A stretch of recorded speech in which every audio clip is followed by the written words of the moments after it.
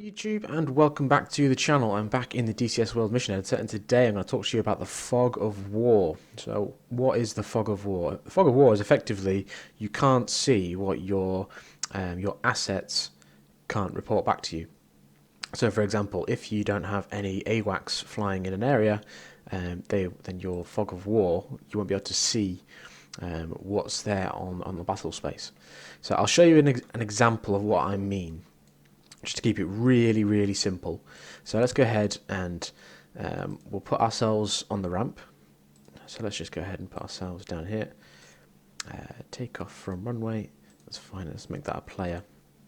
Now let's go ahead and add another one. Let's add a hostile aircraft. Again, it can be an A4. It doesn't really matter.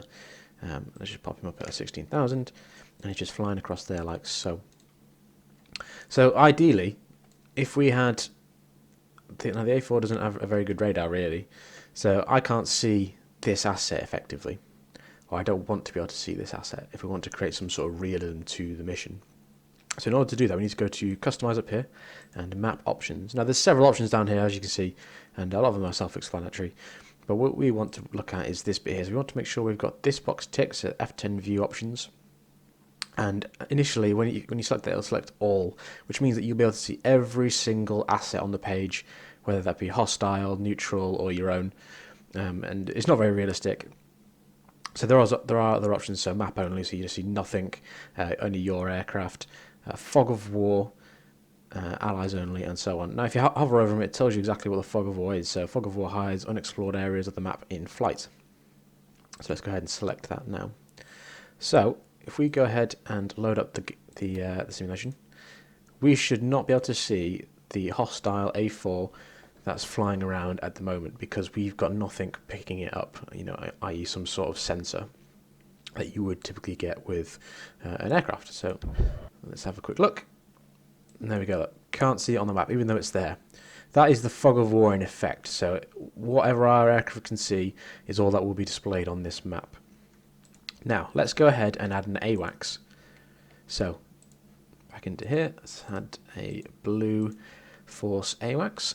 Where are we? E38. There we go.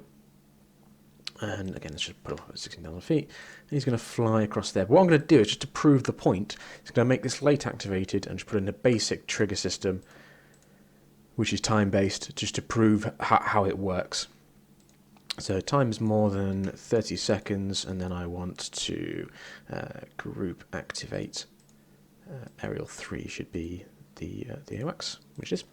Okay, so let's go ahead and have a look now and see what that fog of war looks like once we have a platform in place that can detect a lot of stuff, such as the AWACS.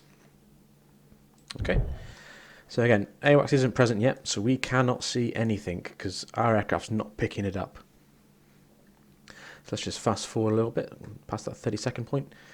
And what we should see is once there we go, AWACS has appeared.